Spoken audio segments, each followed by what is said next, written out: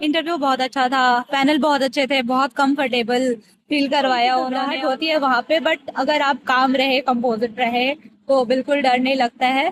खुश हो रहा, मैं 2 साल से वेट कर रही थी इंटरव्यू देने का, आज फाइनली मुझे मौका मिल गया। मेंस इस बार क्वालिफाई की तो घर वालों का रिएक्शन कैसा था? वो खुश थे, उनका बस यही था कि हर बार पीटी निकल जाता है, मेंस कब निकलेगा, वो इसी बात का इंतजार से पूछा। ज्योग्राफी मेरा ऑप्शनल था तो उससे रिलेटेड क्वेश्चन पूछा, फिर इंग्लिश लिटरेचर से उन्होंने क्वेश्चन पूछा, और फिर बिहार के बारे में पूछ करके खत्म कर दिया। मैं विवेक और आप देख रहे हैं सपनों से सेवा तक। अभी हम पटना में हैं, बीपीएससी भवन के बाहर, जहां पे सारे बच्चे 70वीं बीपीएससी का इंटरव्यू देके बाहर निकल रहे हैं। हम उनसे जानेंगे कि उनका इंटरव्यू कैसा रहा और उनका एक्सपीरियंस कैसा रहा। हेलो मैम, आपका नाम क्या हुआ? मेरा नाम कुमारी सोनम शर्मा है। ओके मैम, कैसा रहा इंटरव्यू आपका? इंटरव्यू बहुत अच्छा था, पैनल बहुत अच्छे थे, बहुत कंफर्टेबल फील करवाया उन्होंने, और क्वेश्चन भी उन्होंने बिल्कुल ऐसे नॉर्मल पूछा, ऐसा कोई कुछ भी नहीं था कि आउट ऑफ द बॉक्स पूछा हो। ओके।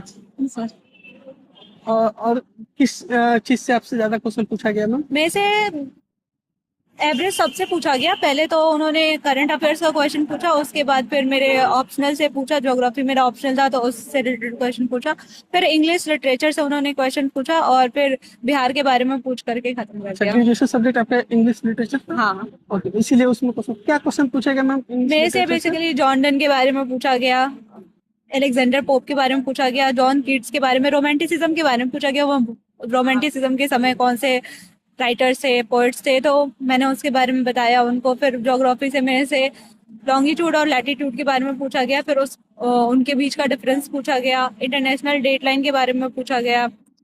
बस इतना ही था। और बिहार ज्योग्राफी से बिहार से रिलेटेड उन्होंने करंट अफेयर्स रिलेटेड पूछा था कि डिजिटल पब्लिक इंफ्रास्ट्रक्चर जो है उसमें बिहार किस तरीके से उस पर काम कर रही है, कितना इम्प्लीमेंट हुआ है, वो कितने लोग जुड़े हुए हैं उससे, किस तरीके से बेनिफिट पहुंचा रही है सरकार उसके थ्रू। तो यही सब था। और बिहार से फिर खान पान के बारे में पूछा गया, बिहार के। इंटरनेशनल इश्यूज पे कुछ क्वेश्चन नहीं पूछा गया मैम आपसे? नहीं, इंटरनेशनल इश्यूज के क्वेश्चन नहीं थे। ओके। और जैसे कि कौन सा बोर्ड था मैम आपका वैसे? सोन बोर्ड था मेरा। इसके पहले मॉक इंटरव्यू वगैरह भी आपने दिया है मैम? हाँ, मैंने 2-3 मॉक दिए थे, बट मॉक और यहाँ का बिल्कुल डिफरेंस होता है। क्या डिफरेंस आपने टेस्ट किया मैम, आप इसको कुछ बताना चाहें? मैंने ये फील किया कि जो क्वेश्चन वहां पे पूछे जाते थे, जैसे यहाँ पे थोड़ा अलग होता है। मतलब उन्होंने ध्यान भी नहीं दिया ज्यादा कि मतलब हम क्या बोल रहे हैं, ऐसा लगा जल्दबाजी में थोड़े थोड़े। अच्छा। और क्वेश्चन तो बेसिकली सही पूछा था, बट वहाँ का एक्सपीरियंस मेरा और यहाँ का बिल्कुल ही अलग था। अच्छा। वहाँ पे आपको घबराहट फील नहीं हुई जब नहीं, आप आज इंटरव्यू में? घबराहट तो फील नहीं हो रही थी। मॉक इंटरव्यू में काफी डरा देते हैं बच्चों को, आई थिंक। नहीं, वो भी बहुत कंफर्टेबल रखते हैं। हालांकि एक इंटरव्यू में मैं डर गई थी, लेकिन उसके बाद से मैंने अपने आप को संभाला और कॉन्फिडेंट रही सारे मॉक इंटरव्यू अच्छा, में। कहाँ कहाँ पे आपने मॉक इंटरव्यू दिया मैम? मैंने सिविल सेवा मार्गदर्शन में दिया था अपना पहला इंटरव्यू, अन अकेडमी में भी दिया था, और पीडब्ल्यू में भी दिया था। इंटरव्यू में दिया था। सबसे अच्छा मैम किसका लगा? कोई भी बच्चा अगर इंटरव्यू देने जा रहा है तो वो कौन सा इंस्टीट्यूट में जाके अपना इंटरव्यू दे ताकि उनको ज्यादा बेनिफिट हो? सिविल सेवा मार्गदर्शन में मेरे आपको को अच्छा सबसे लगा? अच्छा गाइडेंस मिला था। Okay ma'am.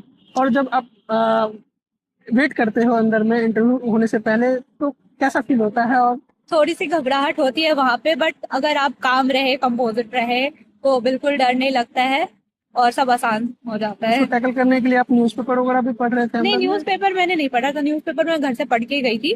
वहां पे बस मैं शांत थी, और बाकी जो मेरे साथ लोग थे उनके साथ बात कर रही थी और चीजों को डिस्कस कर रही थी, तो बिल्कुल डर नहीं लग रहा था। कुछ डर नहीं लगा मैम अंदर नहीं। में? और उसके बाद इंटरव्यू होने के बाद क्या प्रोसेस था मैम आपका वहाँ से? इंटरव्यू के बाद हमें मेडिकल के लिए ले जाया गया। पहले एक रसीद कटी, उसके बाद फिर हमारा वेट, हाइट और बीपी वगैरह मेजर किया गया, फिर यूरिन टेस्ट हुआ, उसके बाद वहां से निकलकर आई टेस्ट, ईयर टेस्ट, टीथ वगैरह टेस्ट किया गया, फिर नी लॉक चेक किया गया, उसके बाद छोड़ दिया गया हमें। पोस्ट प्रेफरेंस के लिए भी कुछ क्वेश्चंस वगैरह थे मैम आपके? नहीं, बिल्कुल मेरे से पोस्ट प्रेफरेंस बेस्ड कोई क्वेश्चन नहीं किया गया। अच्छा, ये भी नहीं पूछा गया कि आपको नहीं। पोस्ट प्रेफरेंस क्या है? आपने वैसे क्या डाला था मैम? मैंने बिहार एडमिनिस्ट्रेटिव सर्विस डाला था, उसके बाद दूसरे ऑप्शन पे बिहार पुलिस सर्विस डाला था।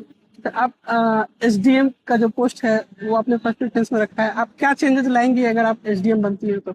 जहाँ पे भी लीकेज होंगे, पहले तो मैं उसको रिड्यूस करने की कोशिश करूंगी, करप्शन को कम करने की कोशिश करूंगी, और जो स्कीम्स है, जो पॉलिसीज है, उनको लास्ट माइल डिलीवरी में तक मतलब लास्ट माइल तक मैं पहुंचाना चाहूंगी। अच्छा, ये आपका पहला इंटरव्यू था या इसके पहले भी आपने इंटरव्यू नहीं, ये दिया मेरा है? पहला ही इंटरव्यू था। और पीटी और मेंस इसके पहले आपने दिया है? हाँ, पीटी मैंने 3 बार दिया था और मेंस भी मैंने 3 बार लिखा है। जी। और इंटरव्यू मेरा पहला था। तो पिछले टाइम से इस बार आपने क्या चेंजेस लाए कि आप इंटरव्यू तक पहुंची हैं? कहीं ना कहीं मेरे क्वेश्चन छूट जाते थे, मैं टाइम मैनेज नहीं कर पाती थी। लॉन्ग आंसर मेरे 2 बार छूट गए थे, बट इस बार मैंने कोशिश किया कि वो ना हो और पेपर कंप्लीट करूँ मैं। हर एक बार आपने पीटी निकाला मैम, उसके लिए क्या स्ट्रेटेजी रखी थी आपने? मेरा स्ट्रेटेजी यही था, जो भी मैंने पढ़ा है उसको बार बार रिवाइज करते रहूं मैं। ज्यादा सोर्सेस के पीछे नहीं भागती थी, मैं अपने नोट पे ही फोकस करती थी। आपने कहीं क्लासेस वगैरह ली थी मैम या सेल्फ रिसोर्स कोई फॉलो करके? मेंस के लिए लिया था मैंने क्लास। किससे लिया था मैम? परफेक्शन आई से लिया था मैंने। ऐसे क्लास लिया था। और पीटी के लिए कोई क्लासेस नहीं नहीं, ली? पीटी मैंने खुद से तो किया था। सोर्सेस कैसे लिमिटेड किया मैम ताकि आप रिवीजन कर सके बार बार? जो मैं पढ़ती थी, जैसे एनसीईआरटी पढ़ती थी, तो पहले मैंने उस खुद से नोट्स बनाना शुरू किया, फिर उस नोट्स को पढ़ती थी, जहाँ पे भी जो चीज ऐड करना होता था उसको ऐड करती थी और उसी को बस रिवाइज करती थी मैं। अच्छा, करंट अफेयर्स के लिए आपने क्या फॉलो किया था स्ट्रेटेजी? क्योंकि आपने तीनों बार पीटी क्वालिफाई किया है, जो कि आज के डेट में देखा जाए तो बच्चों के लिए मेन हर्डल ही पीटी हो जाता है। हाँ। तो उसको आपने कैसे टैकल किया मैम? पीटी मेरे लिए, मुझे लगता है कि मैं पीटी आसानी से निकाल पाती हूँ, क्योंकि मैं ऑप्शन को अच्छे तरीके से एनालाइज करती हूँ। अगर मुझे क्वेश्चन नहीं भी आ रहा होता है तो मैं उसको, जो कहते हैं ना, उसको शॉर्ट एलिमिनेट करके, करके आप एलिमिनेट करके कोशिश मैं करते वहां हो तक राइट पहुंच आंसर तक जाती पहुंच हूँ। जाओ। अगर मुझे एग्जैक्ट आंसर नहीं भी आ रहा होता है तो एलिमिनेशन मेथड बेस्ट है, मुझे लगता है। और जो पढ़ा हुआ होता है तो फिर खुद ही बन जाता है, खुद ही आप उसको एनालाइज कर सकते हैं कि कौन सा सही होगा, कौन गलत होगा। करंट अफेयर्स के लिए मैंने मैगजीन फॉलो करती थी मैं, जो इसकी मैम ज्यादातर मैंने एडुटेरिया का मैगजीन फॉलो किया है, और उसके अलावा जो स्पीडी वगैरह भी पढ़ती थी मैं। और जो मेरे परफेक्शन का नोट मैगजीन था वो भी मैं पढ़ती थी। और ये मेंस के लिए जो आपने बताया क्लासेस ली थी, तो आपका वो जो क्लासेस के नोट्स थे उतने सफिशिएंट थे या आपने और किसी चीज से जब उसमें? मैंने क्लासेस लिया था तो वो मैं 1 साल पहले ली थी, तो उसमें जो चीजें अपडेट हो रही है, जैसे करंट पॉलिटी में अफेयर्स जी। हाँ अमेंडमेंट्स वगैरह ऐड होते रहते हैं, जजमेंट ऐड होते रहते हैं, तो मैंने उसको वहाँ पे स्टिकी नोट्स में लिख लिख करके चिपका के रखा है कि जो चीजें ऐड हुई है, ताकि ताकि मैं वो वो उसमें रिवीजन कर लिख सके। सकूं, हाँ रिवीजन कर सकूं और आंसर में वो ऐड कर सकूं, पुराना ना रहे नोट्स मेरा। ठीक है। तो कैसा लग रहा है इस बार अपने इंटरव्यू तक मुझे तो पहुंची? बहुत खुशी हो रहा है, मैं 2 साल से वेट कर रही थी इंटरव्यू देने का, आज फाइनली मुझे मौका मिल गया। मेंस इस बार क्वालिफाई की तो घर वालों का रिएक्शन कैसा था? वो खुश थे, उनका बस यही था कि हर बार पीटी निकल जाता है, मेंस कब निकलेगा, वो इसी बात का इंतजार कर रहे थे। किसका सबसे ज्यादा योगदान रहा और क्या स्ट्रगल आपने फेस किया इस ड्यूरेशन में? मेरी मम्मी का मेरे ऊपर बहुत योगदान रहा। योगदान रहा है, उन्होंने बहुत मेहनत करा पढ़ाने के लिए। जी, कॉन्ग्रेचुलेसन। आई होप कि आपका सिलेक्शन हो जाए। Thank you so much.